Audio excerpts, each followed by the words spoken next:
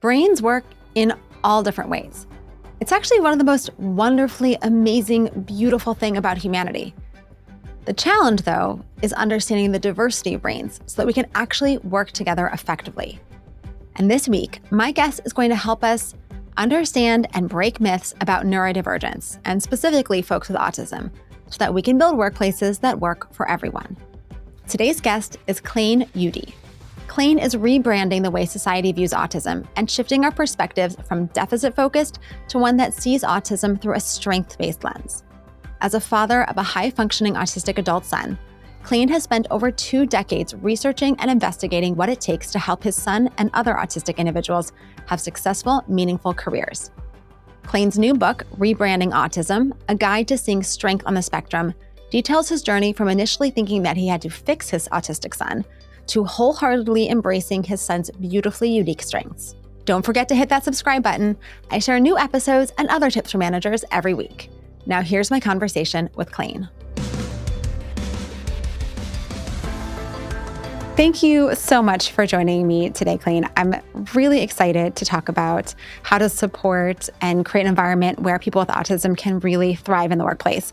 And I have to say, I need to give a little shout out to 2 listeners who reached out to me suggesting this topic.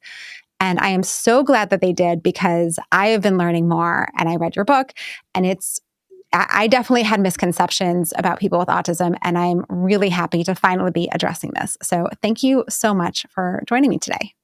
Thank you for the opportunity. Before we dive into all the things about autism, I'm actually just wondering, how prevalent is this in our workplace? I mean, how many people are either diagnosed or undiagnosed? I mean, is this just a normal thing that there's probably people that we're working with who are on the spectrum and we don't even know it? Or is this a very small, select group of people? And who knows if we'll ever actually have a team member who's on the spectrum? Yeah, I think we're looking at the proverbial tip of the iceberg in terms of the number of people who, A, have a diagnosis, and B, tell you or disclose that. The number of adults who are being diagnosed. And so we look at this diagnosis, trend upward. A lot of that is adults who realize that I've always been different. And now I know enough about autism to be able to start associating my difference with these signatures and traits of autism. So I'm going to go get a diagnosis. I'm going to find out. And almost always that experience is extremely useful for them. And then the other group would be the people who are diagnosed on the spectrum, but choose not to disclose that. Again, unfortunately, because of the stigma related to that, they feel like they're going to be seen as different and deficient, or they're going to worry that people are going to then treat them poorly, or that's going to affect their place in the workforce. So unfortunately, I don't think we can assume that the only people that we need to pay attention to in terms of fostering strengths, finding right environments, and creating an environment where they can thrive, we can't assume that we know who those people are, because either they don't know or they haven't disclosed it to us. Yeah, it's so interesting that you said that, because as I was reading your book and learning more, I'm 99% sure there's a woman that I used to work with who was on the spectrum. And I don't know that she knew that, and she definitely didn't disclose it to me. But I am understanding her behavior, and some of the things that I found very challenging and the rest of the team found very challenging about working with her, I am now seeing in a very different light. So it's probably way more common than we all realize. 100%. So let's start with some of those misconceptions, because I think in order to really understand how to support people with autism and also how to leverage their strengths, we need to kind of get rid of some of these misconceptions that are actually quite harmful. So can you start by kind of sharing what are some of the things that maybe we assume or we've heard and we take to be true, but really are actually not about this population? Yeah, I think when you ask people to react to the word autism, They might think of somebody that they know who is autistic, or usually the way it breaks is I know something close to nothing about autism. And therefore, really don't have a strong image in my mind about what that even means. I guess the danger there is that we assume that we would interact with them just like we would a quote neurotypical person, and not account for the neurodistinctness of that person. The other kind of profile, I guess, would be somebody who is familiar with somebody with, on the autism spectrum, or as, heard discourse around autism. A lot of that language comes through a deficit lens. I remember when my son was first diagnosed, all of the questions were around deficit. Isn't able to maintain eye contact, is, repetitive behaviors, different, signatures, but they were all based on deficits and deficiencies. So I would say that those a lot of people, a large portion of the population, have misperceptions, have kind of a skewed impression and perception of autism based off of that deficit lens that they're looking through. Yeah. I mean, I know for myself, things like they don't like autistic people don't have emotions or don't express emotions, and the eye contact piece. And like some of those things are not accurate in the way that we're describing them. And so by understanding what's actually happening in the brain and what's actually happening in terms of the way that people are just expressing themselves differently, I think it's really eye-opening. So maybe we can shift now and talk about what are some of the strengths that people with autism bring that maybe we've been overlooking or just not seeing because they're expressing them differently than how kind of neurotypicals do.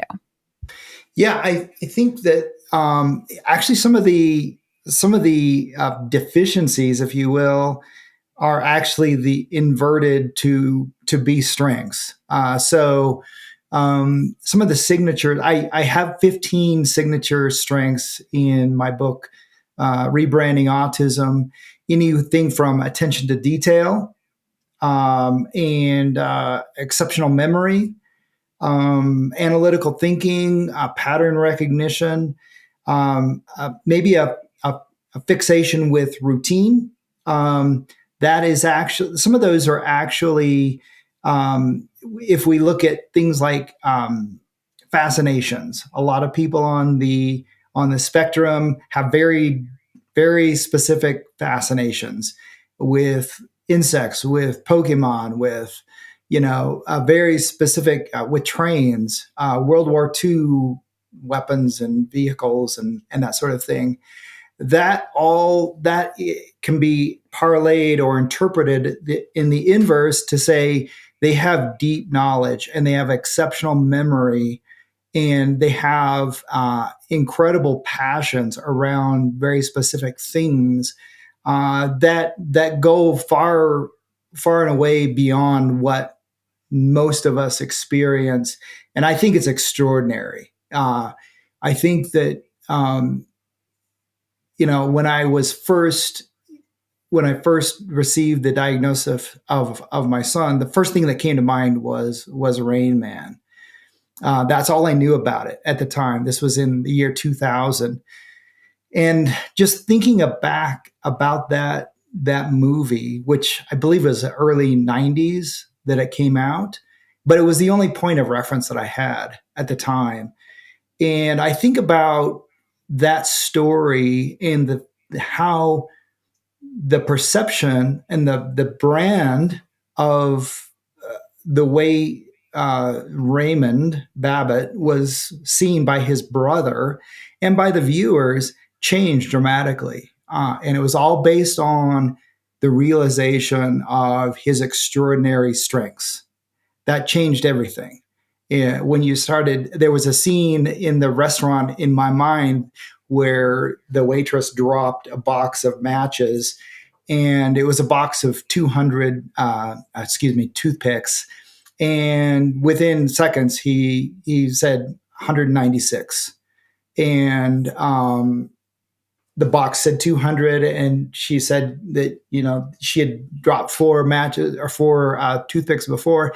So immediately your mind is open to a very an extraordinary person that is hidden, that is not seen, and that is kind of a metaphor for what happens in the world of autism. You have these incredible abilities and incredible talents that are largely hidden, unfortunately. And even some of those, extraordinary, exceptional talents are misconstrued in the negative. And so we worry that little Johnny is obsessed with very specific things in school, and we try to get him to move more towards normal and have broader interests, rather than saying this is an extraordinary strength that he has, and we're going to recognize that, we're going to celebrate it, and we're going to build a life experience that takes advantage of that. So at a very high level, that's kind of the dynamic that we're working with. Once you start to see strength, then that redefines how that person is seen and celebrated. But it also starts to, create curiosity. So you're saying, why? What is happening in this person's brain that is so unique and distinct? And then once you start to uncover those things, then it all makes sense. There's a reason. I can remember, with my son, when he was younger, he would have these meltdowns, and I associated those meltdowns with like bad behavior, with tantrums. And it wasn't until much later that I finally realized these were not tantrums. He was just being the amount of data that was coming at him and that he was trying to process as a child was simply too much. He was taking on a lot more sensory and other data at one time, unfiltered, that he was just overwhelmed and overstimulated. And so once I started to realize that this is not about behavior, this is about the way he processes the information around him and his ability at a very young age to be able to manage that. Then it changed everything. It wasn't a behavioral issue at all. Now the question is, okay, so what kind of environments are going to, how do I put him in a place where he can manage that data coming in and that stimuli. Yeah, I mean, I'm thinking about in the workplace, right? If we're frustrated because someone really likes routine and we're changing things up, right? And we're just like, why is this such a problem? Just like shift. But for someone who really loves that routine, that's actually a real strength, because there's a lot of work that demands repetitive tasks, that demands attention to detail, that demands pattern recognition, and all of these things that if we put the right people in the right roles, that's a real strength. And when we're fighting against that, it can feel like really frustrating for us as managers, and really frustrating for the individual who is, as you're describing, kind of trying to navigate this world that isn't quite set up to help them succeed. And what a difference we can make by changing the environment or changing our approach. So maybe we should shift there for a minute and say, what are some of the things in the workplace that are potentially challenging or problematic, maybe just by design and the way that we kind of set up our workplaces to function, that just don't work so well for people with autism? Yeah, maybe I can just use a couple of examples to explore some of those areas. Number one would be communication. Communication in the workflow, and it kind of goes to structure. I'll give a story. I worked with one individual who wasn't known to be on the spectrum, But once you understand, once you've been around people, you understand whether they're diagnosed or whether they choose not to disclose, their neurodiversity and they have the signatures of being on the spectrum. And you see that, you recognize that it's not hard to understand who was likely on the spectrum. Not that you would ever approach them, talk about that, anything of that sort, but you can start to adapt your behavior around that. So in this case, this person was in an IT role, in a technical administration kind of role, and he was sort of defined to be difficult. So anytime you went to this person to ask for this, that, and the other, it was always, pushback. There was always all the reasons why this can't or shouldn't happen, and so, I spoke with this person and really came to understand that, when someone comes at him with a request, he is immediately jumping from, most people will say, I want to move from A to Z. Like, this is the ask. And they skip every single step. In his mind, he's processing A, B, C, D, E, F, G, all of the steps that would be required to be able to get to Z. And so that comes across as being difficult and resistant to the actual request. He's not pushing back on the request itself. He's trying to process what it would take to do that. And so just that's one common profile that you might see in the workplace. Somebody who, so the way you would come at that person is to say, this is what I would like to have happen. This is what I would like to explore with you. What would it take? Help me, walk me through the steps here of what it would take to do this.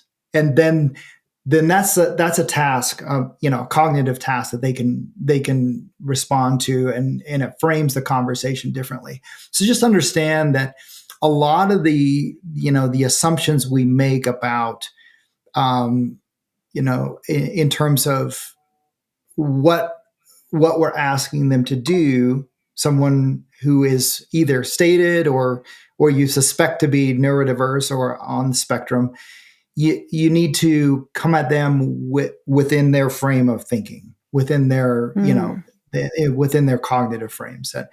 The other thing, it would be environment.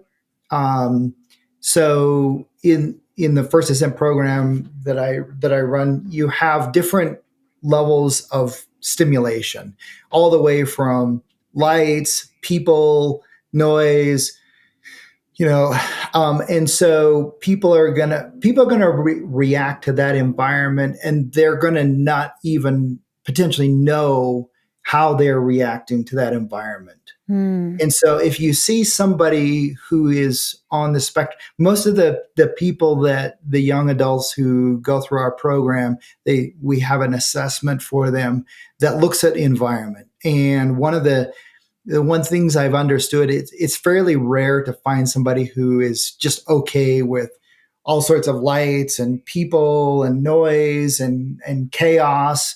That's too much sensory input, and it competes for mind share. It competes with what they're already processing in the workplace. And so to be able to recognize when someone needs a sensory break, when somebody needs headphones, when somebody needs to be positioned in a place where there is less stimulation in their environment, even if they don't request that, even if they might not even know that they are on the spectrum, nonetheless, the reality is the reality. They're going to react to that environment. So just being sensitive to that and recognizing that, hey, I need to find a place where this person can thrive. ultimately, and maybe even suggest, hey, would it be helpful if we put you here in this cubicle, or if would wearing headphones help you to focus on your work? Whatever those suggestions are, the idea would be to minimize the stimulation and the data that they're processing. And also, would it be helpful if you took kind of a break, just to give your mind a minute to decompress and relax and refocus? So those kinds of things, I think, just being aware of the environment. And then the other big thing that we can do is, and this was really the catalyst for my complete change of my thinking around autism and how to raise my son, was focus on strengths and put them in a position where they are leveraging their strengths every single day. And if you don't know what those strengths are, find out what those strengths are. I mean, this is good advice for that. Really, this catalytic moment came when my son was about 12, and I was reading First Break All the Rules by Marcus Buckingham and Don Clifton, and then now Discover Your Strengths. And for those who haven't read the book, it changed my life and changed the trajectory. I started to see my son very differently after I read that book. But the basic premise is the best managers are those who know what the strengths are of their employees, neurodiverse or not, and put them in a position to be able to exercise those strengths daily. Yeah, absolutely. All right. You said so many things I want to pick up on. So first, just a little personal story, which I know it's a different situation, but my daughter in high school is a extreme introvert, and she's been going to lunch by herself every day. And we were like, why are you going? We assumed it was like, oh, you're not making friends. You need to put yourself out there. And she said to me the other day, she said, Mom, lunch is the only time where I don't have to interact with people. I need that break in my day. And it was such an aha moment to really understand that what I thought was a totally normal thing of go have lunch with your friends that I was really encouraging her to do was actually the antithesis of what she needed, and that she was taking care of herself so that she would have the energy and the brain power to go back to class in the afternoon and be able to focus. And it makes such a difference when people are in the right environment that allow them to protect their energy, right? To not have to be spending brain power on managing the stimuli or whatever it is that's interfering with them being able to actually leverage their strengths and lean in. So I think it's just so important to help people, if they don't advocate for themselves, to be able to offer, as you said, hey, would it be helpful if you were in a quieter space? Would it be helpful if you had headphones? Those kinds of things. So we should all be talking to all of our team members, regardless, to ask, what can I do to help set you up for success in these ways? So that's the first thing. And then the second thing is around strengths. And I'm just thinking about, depending on the job, right? Hopefully we have a good job fit where the tasks that someone has and the responsibilities they have for their job are a good fit for their strengths. But that doesn't always play out exactly. Sometimes jobs evolve. Sometimes we get someone in the role and it turns out that the way that we do our work doesn't quite align with the way that they'd like to work.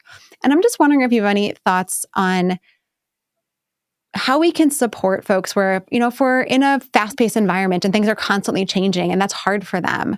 Is this just not a good fit? Or are there other things that we can do to create some more structure or, not see that attention to detail, which is helpful for certain things, but can feel like, why are you always slowing us down? Because there's, these little things that they just don't matter. So get over it. Are there other things that we can do to kind of smooth some of those things over?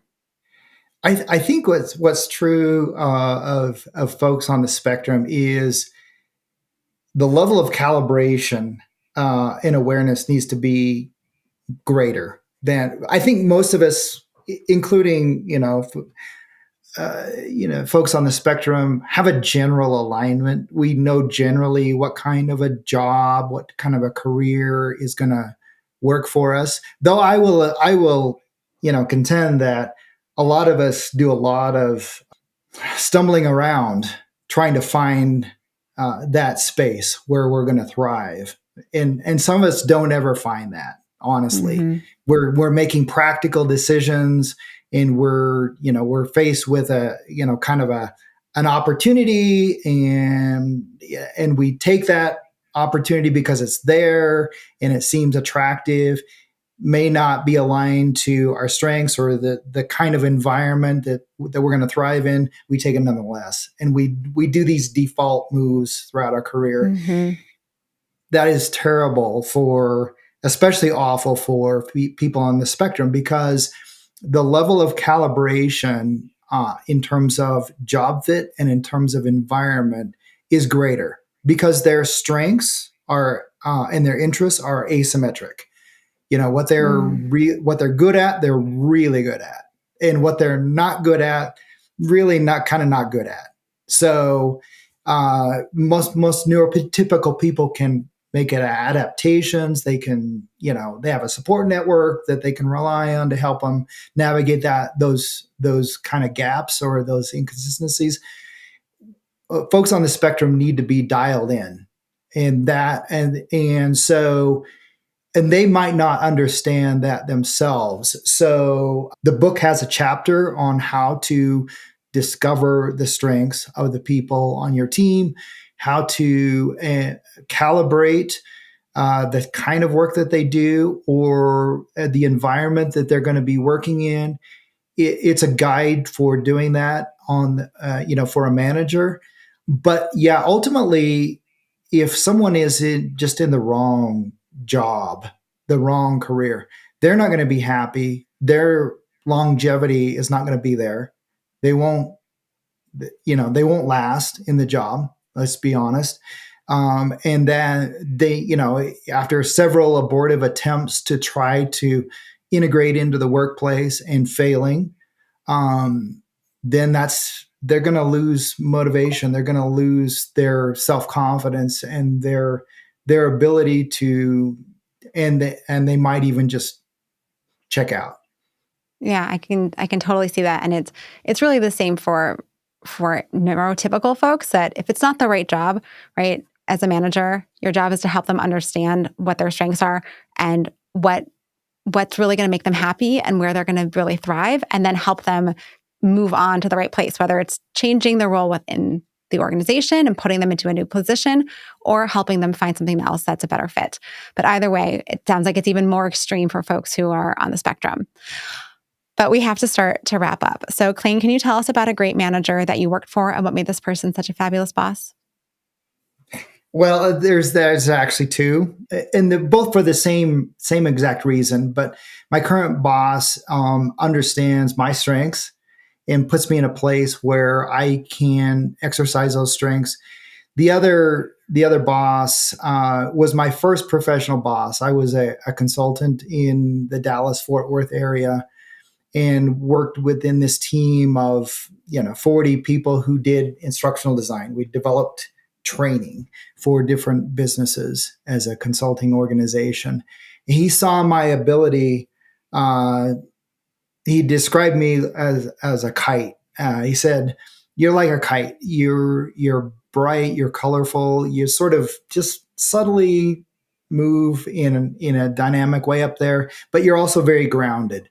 You're very practical, and you're very, I guess, not ostentatious in what you do for the organization." And so he took me and put me in a position with two other people to focus exclusively on front end analysis and design work for clients.